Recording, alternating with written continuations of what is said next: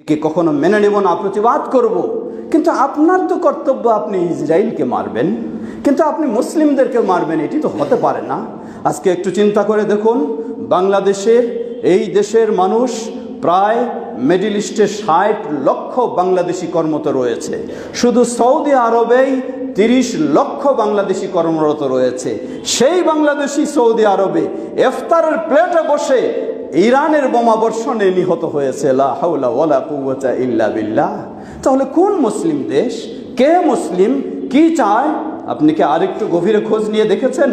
লক্ষ্য করুন, সেই ইসরায়েল মুসলিমদেরকে যতজন না হত্যা করেছে, আমেরিকা খ্রিস্টান যতজনকে না হত্যা করেছে, সেই মধ্যপ্রাচ্যের মুসলিম দেশগুলিতে, সেই ইরাকে বলুন, সেই ইয়ামানে বলুন, সেই সিরিয়াতে বলুন, সেই লিবিয়াতে বলুন, ইরান শুধু একাই 15 লক্ষ মুসলিমকে, সুন্নি মুসলিমকে হত্যা করেছে মধ্যপ্রাচ্যের।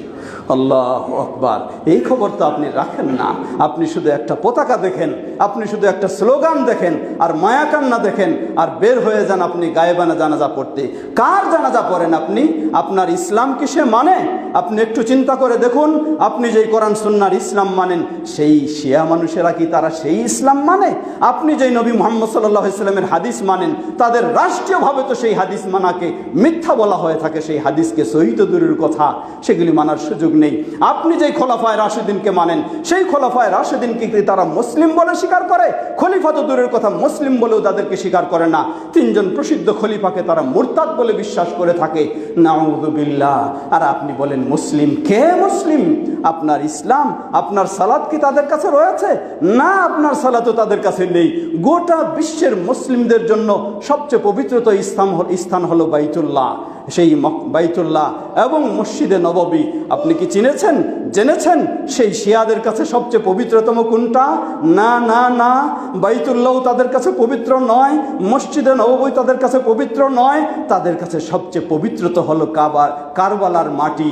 এই জন্যই দেখবেন তাদের বড় নেতা বলেন আর ছোট নেতা বলেন, সবাইকে দেখবেন সেজদা দেওয়ার সময় মক্কা মদিনায় গেলেও তারা ওই কারবালার পাথর নিয়ে সেটার উপর সেজদা দেয়। মক্কা মদিনার মাটি এগুলি হলো অপবিত্র তাদের কাছে, সেগুলির উপরে তারা সেজদা দেয় না। লা হাওলা ওয়ালা কুওয়াতা ইল্লা বিল্লাহ। সুতরাং বলেছিলাম, চকচক করলেই শোনা হয় না, বুঝতে হবে। বিশেষ করে আফসোসের বিষয়, কোন আহলুল হাদিস যদি এই ভ্রান্তিতে যায়, এটি তার জন্য সবচেয়ে বড় দুঃখের জনক বিষয়। কারণ গোটা মুসলিম সুন্নি যারা, তাদের শত্রু তো হলো শিয়া অবশ্যই। হানাফি হোক, মালিকি হোক, শাফি হোক, যাই হোক, তাদের তো শত্রু অবশ্যই শিয়া। সবচেয়ে বেশি শত্রু হলো আহলুল হাদিসদের, বেশি বড় শত্রু হলো শিয়া। সুতরাং কে আপনি? আপনি যদি সত্যি আহলুল হাদিস হন, তাহলে আপনাকে জানতে হবে, বুঝতে হবে, সেই ভারতবর্ষে পাকিস্তানের বিশিষ্ট ইসলামী স্কলার আল্লামা ইহসান ইলাহি জহির রাহিমাহুল্লাহ, যিনি শিয়াদের বিরুদ্ধে সবচেয়ে তথ্যবহুল গ্রন্থ লিখেছেন, গবেষণামূলক, কোরআন এবং শিয়া, সুন্নাহ এবং শিয়া, সাহাবী এবং শিয়া ইত্যাদি বিষয়, যার কারণে আল্লামা ইহসান ইলাহি জহির রাহিমাহুল্লাহকে বোমা বিস্ফোরণ দিয়ে হত্যা করা করেছে এই শিয়ারা। সুতরাং আপনাকে ভাবতে হবে, কোনো সন্দেহ নেই, আমরা কোনোদিন অমুসলিমদের পক্ষে নয়, ইহুদির পক্ষে নয়, খ্রিস্টানের পক্ষে নয়, কোনো অমুসলিমের পক্ষে কোনো মুসলিম হতে পারে না। কিন্তু যাদেরকে আপনি মুসলিম বলে চিন্তা করেন, তারা কি আসলেই মুসলিম? এজন্যই 800 বছর আগে ইমাম ইবনে তাইমিয়া রাহিমাহুল্লাহ তার দীর্ঘ গবেষণা করে তিনি রেজাল্ট দিয়েছেন। তিনি বললেন, জেনে রাখো, আর রাওয়াফিদ আশাদ্দু আদাওয়াতান লিল মুসলিমিন মিনাল ইহুদি ওয়ান নাসারা। এই রাফিদি চরমপন্থী শিয়ারা হলো মুসলিমদের জন্য ইহুদি খ্রিস্টানের চেয়েও বড় শত্রু।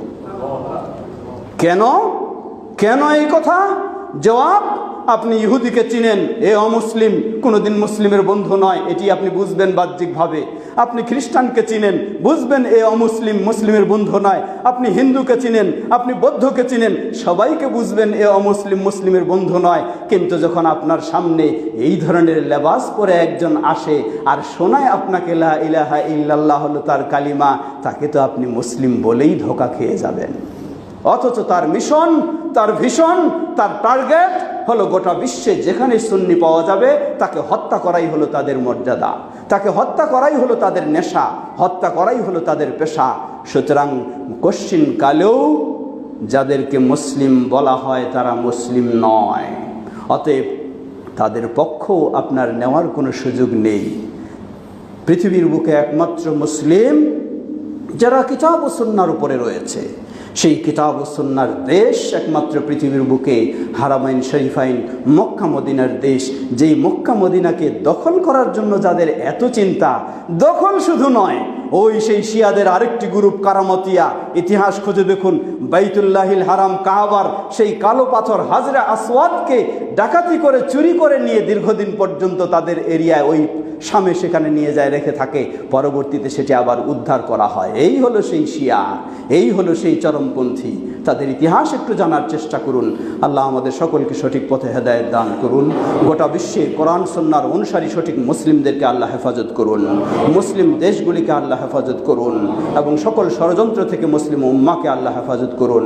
ওয়া আখির দাওয়ানা আলহামদুলিল্লাহি রাব্বিল আলামিন। সাল্লাল্লাহু তাআলা আলা নবিয়িনা মুহাম্মদ ওয়া আলিহি।